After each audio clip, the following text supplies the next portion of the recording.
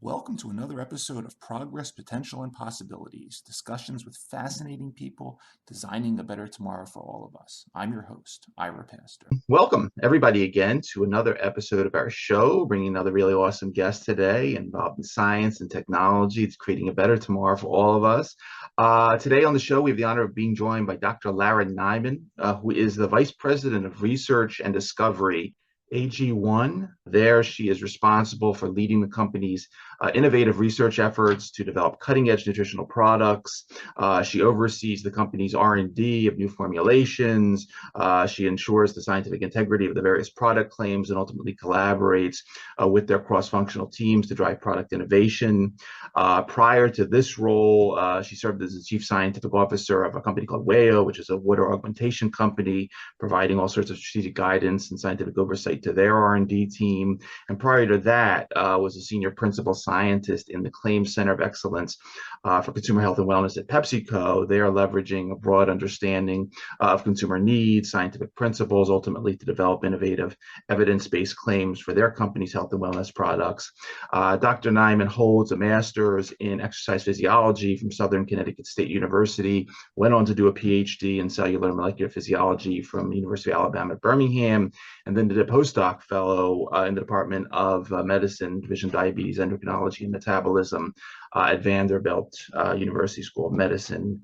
A lot to get into today. Really looking forward to these topics. Dr. Lara Nyman, thank you so much for taking the time to come on the show. Ira, thank you so much for the invite and the very thorough introduction. It's a pleasure to be here with you and your listeners today. Really great having you. Yeah, I'm looking forward to all these themes. Would love to start off at the beginning, though. I mean, taking a look at some of your early research, both your master's and your PhD, focused on a really interesting compound known as carnitine palmitoyltransferase 1A, CPT1A, which has all sorts of interesting things to do with regard to fatty acid metabolism, for normal development and exercise and everything else. Would love to hear the backgrounds of how this topic, this interest fell into your lap originally. Yeah, that's great. Thank you again. I'll start with my PhD and my postdoc work, because they were really foundational in shaping how I think about metabolism, physiology, and research as a whole. Firstly, I think I'm unique in that I absolutely loved my PhD at University of Alabama, Birmingham. It was a fantastic experience.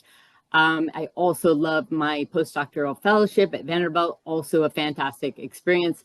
I actually didn't want either of them to end. I think I'm alone in saying that, but I really did have a fantastic experience. I love the research process. I love, asking questions and, waiting for the answers. I love doing experiments and, seeing if they were fruitful or not. I just really was excited by the whole research process. And initially, I went to graduate school thinking that I would continue clinical level investigation of things. And I was really interested in hormonal regulation of metabolism. I'm still really interested in that. I think that's really my underlying passion. I don't know if that's going to ever go away. But I had, the intentions of studying clinical level study. And then once I started to take courses, especially in molecular biology and fatty acid oxidation, I got really hooked on, the molecular level study of things. And I was really fascinated with, how people get to be in obese states and also develop metabolic syndrome and diabetes. And I, at the time, was convinced that, this molecular level of study was going to get me further in terms of understanding the mechanisms of action and how those diseases develop. And so I ended up joining a molecular genetics lab that focused on fatty acid oxidation disorders. I will say that the majority of the people in that lab were interested in fatty acid oxidation disorders more for the inborn errors of metabolism angle. So I don't know if you're familiar with SIDS, but there are some that believe that inborn errors of metabolism are at least partly responsible for some of the sudden infant deaths that happen in children.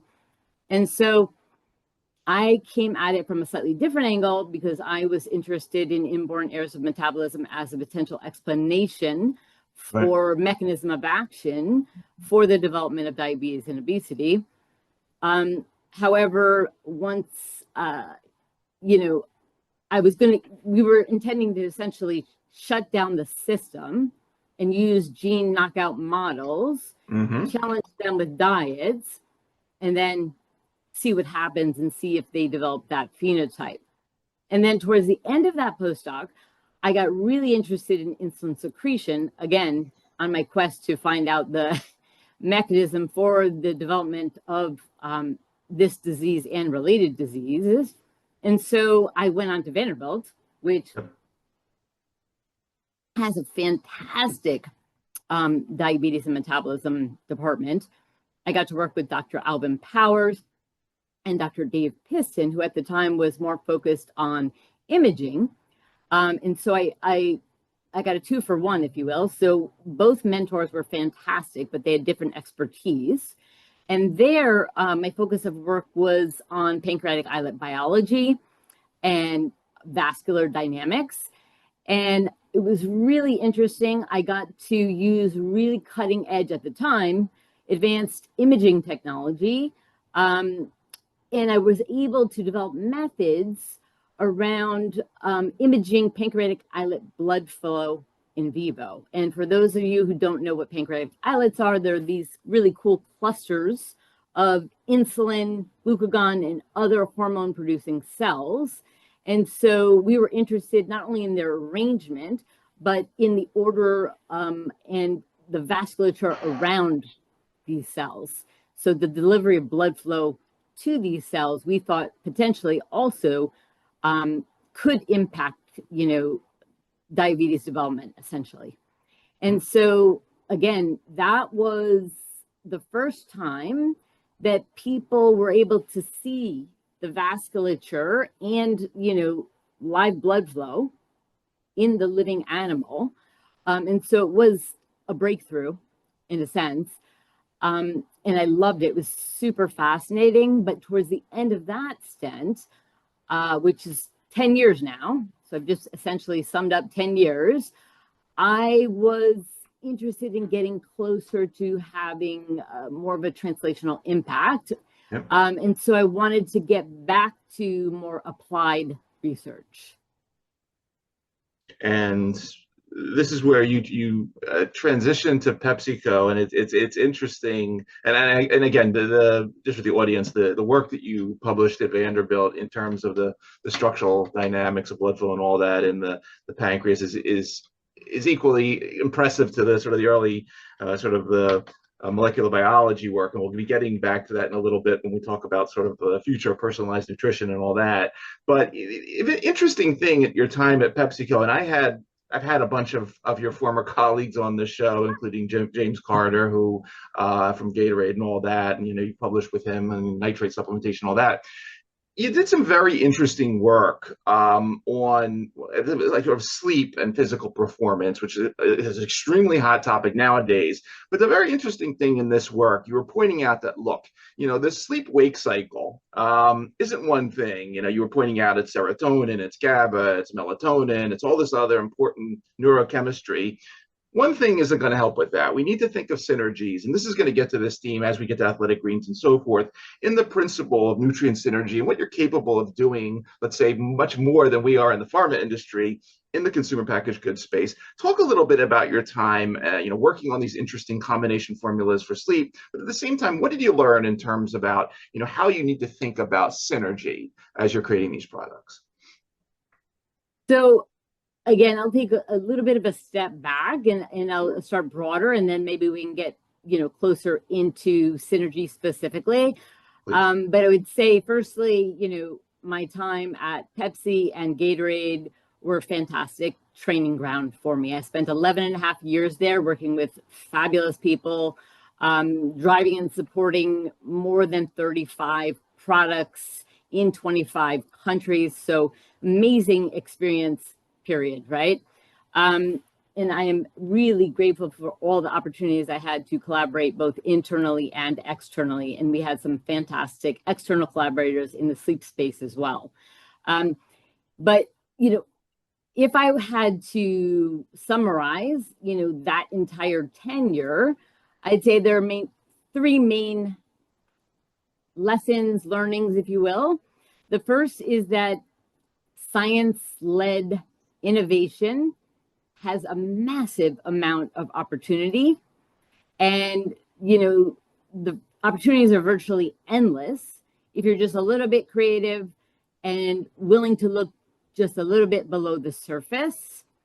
And that's where academic collaborations can come in. There's just a huge amount of opportunity out there.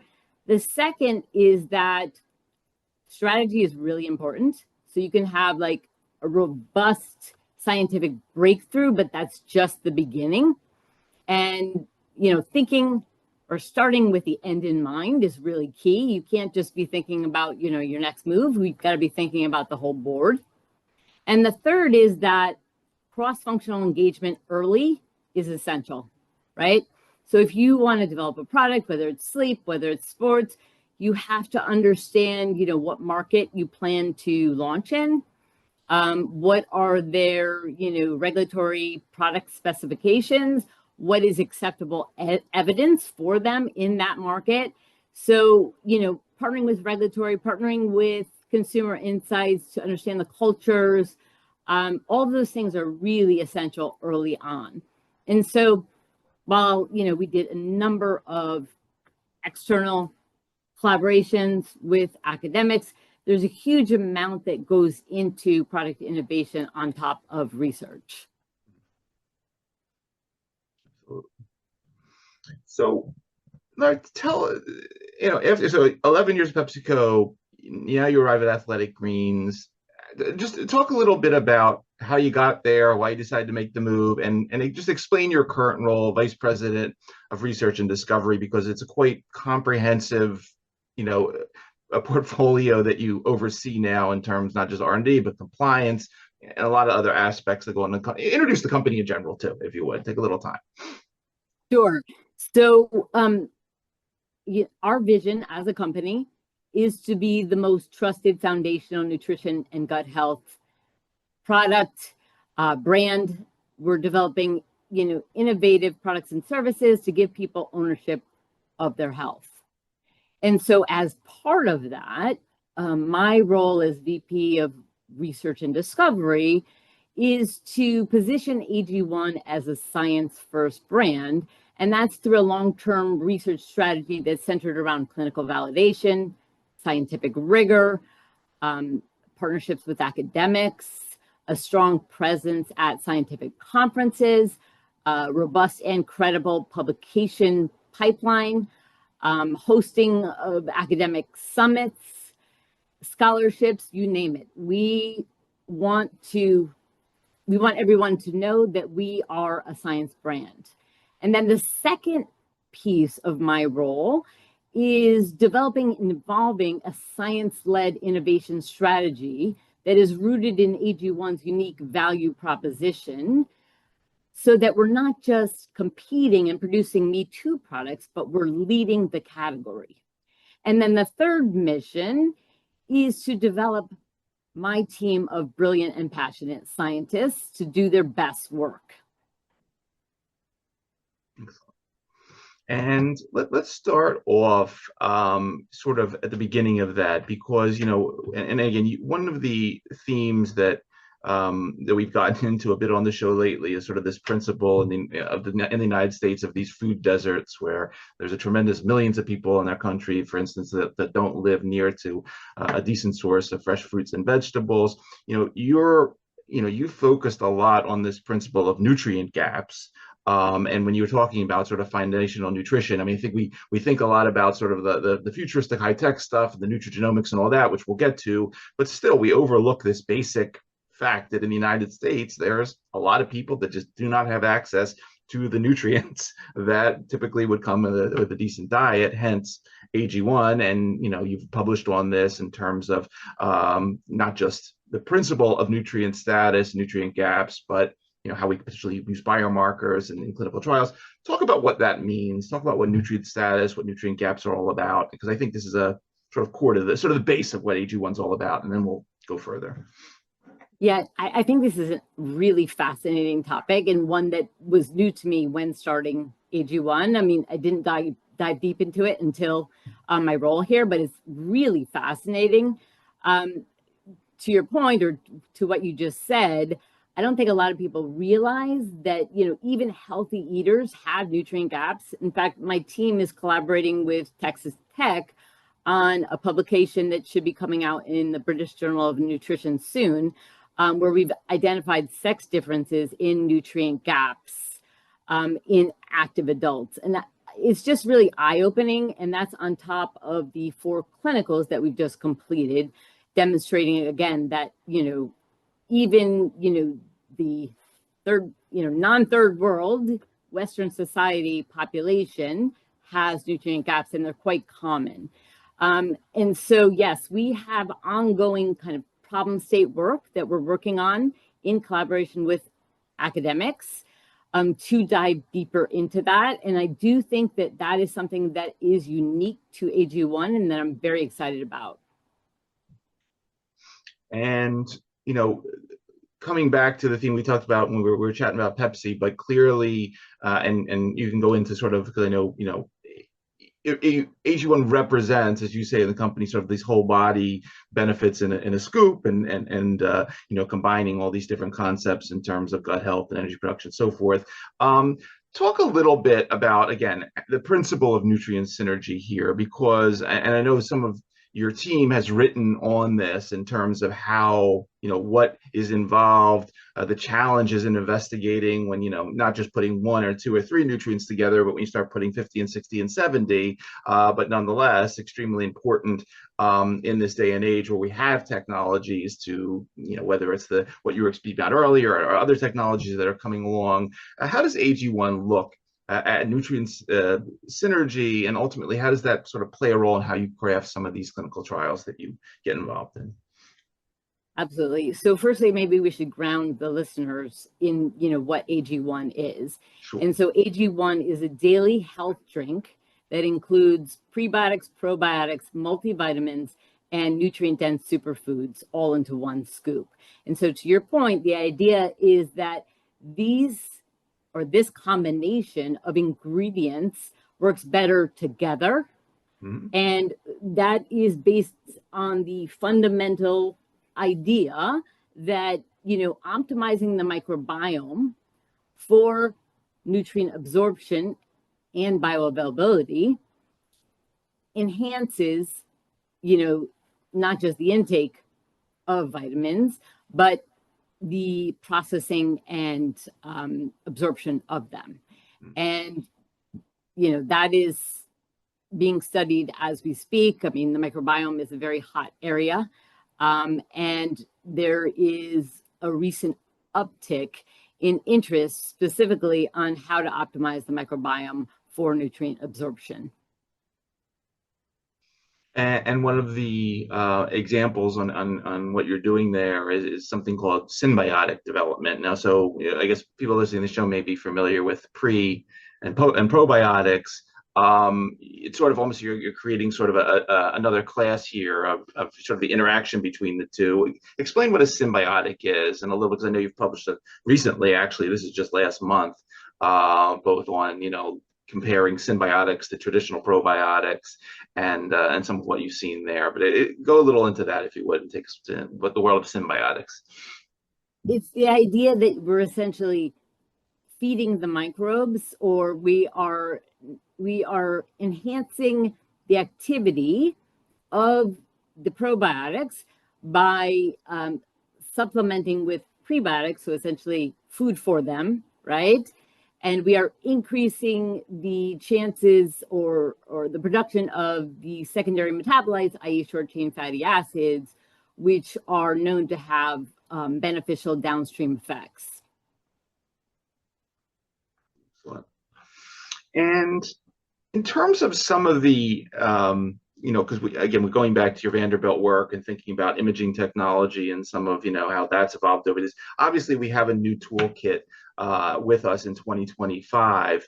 What can you talk a little bit? Because again, when you start studying these materials, some of it which are combinations, some which are living, things get a little more complicated. Obviously, we have AI, we have all the genomic tools that have evolved. What are the tools that get you excited? What are you interested in using at AG1 as far as it comes to analyzing whether it's the in vitro work, the in vivo work, the clinical studies? Take us into some of your vision for sort of the supporting technologies around this, what I'll call this sort of the nutrigenomics space. Yeah. So again, I am really proud of what we're doing here at AG1.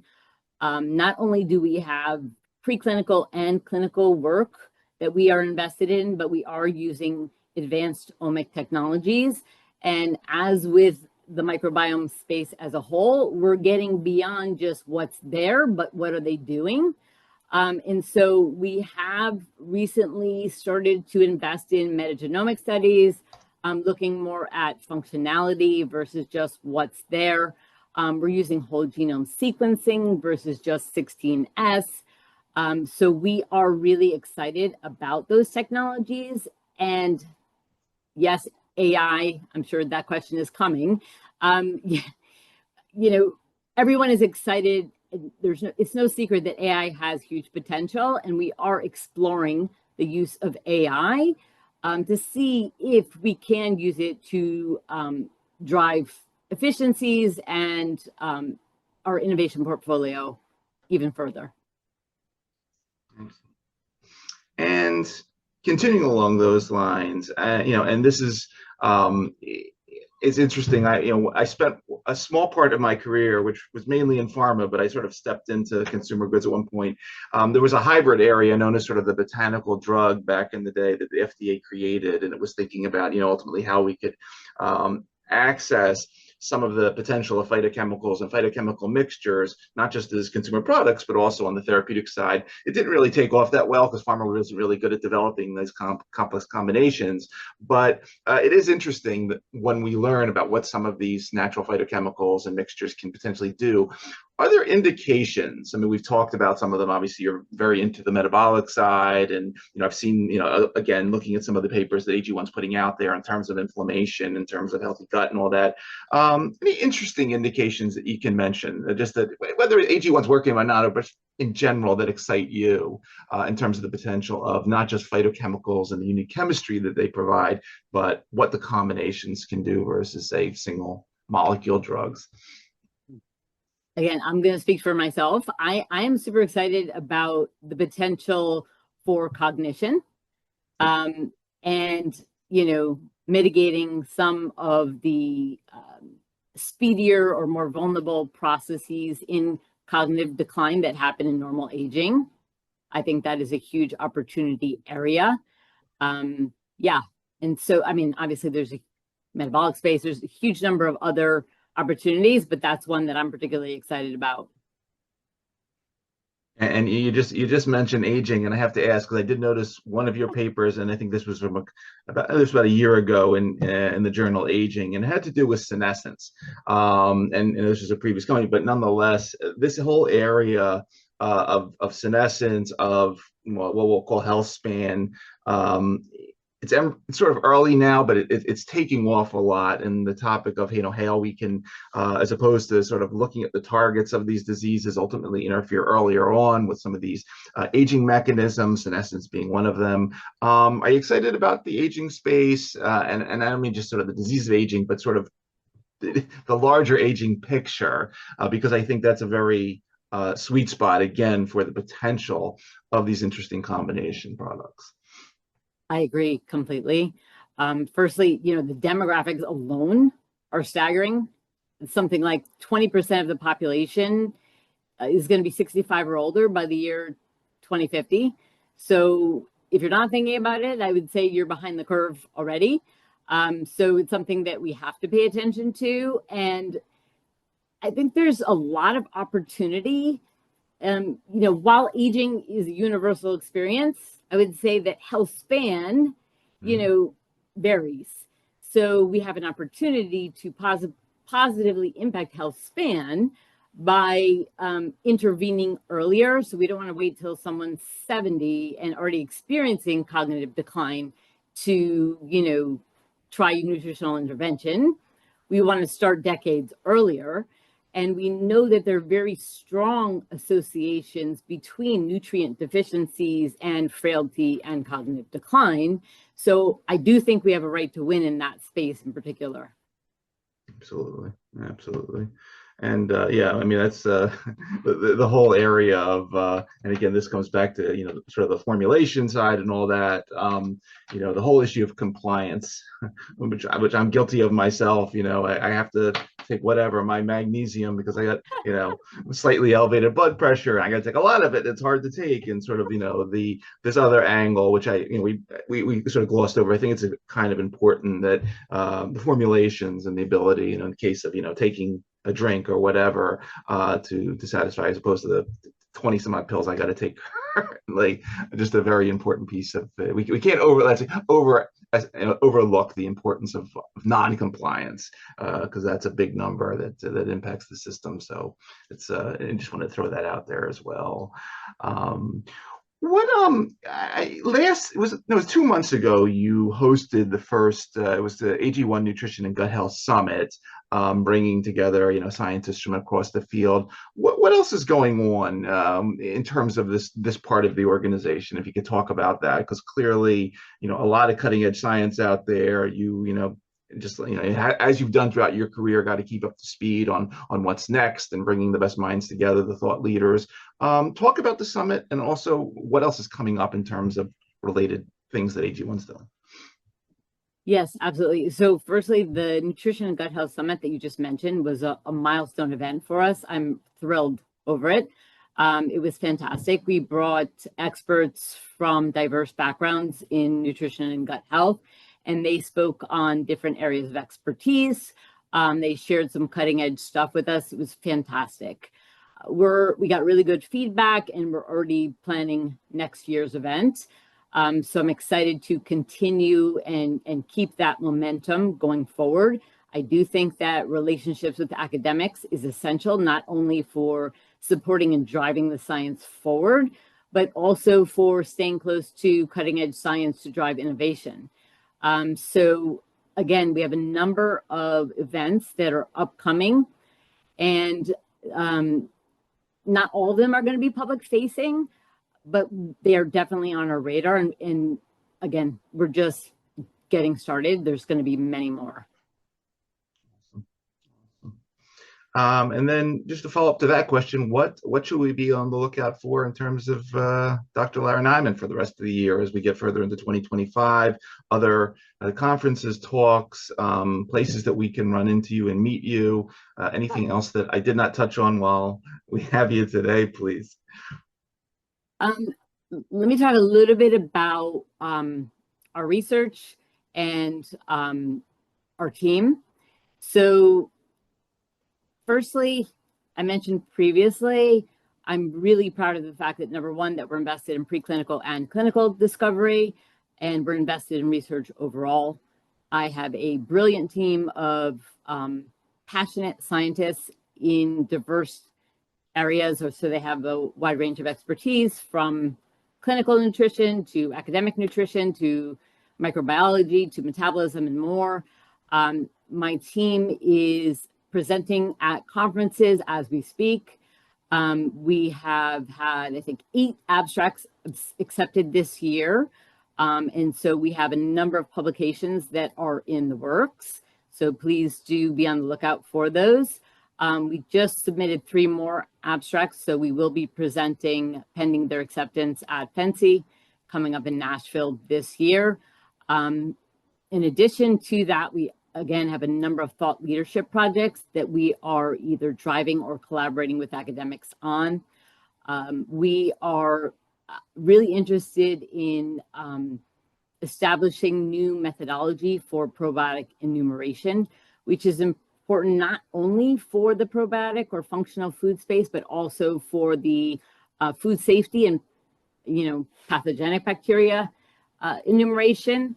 And again, we have projects going on to identify nutrient gaps in different populations and more. So we are not just watching the science, we're actually participating in it. And we have a fantastic team.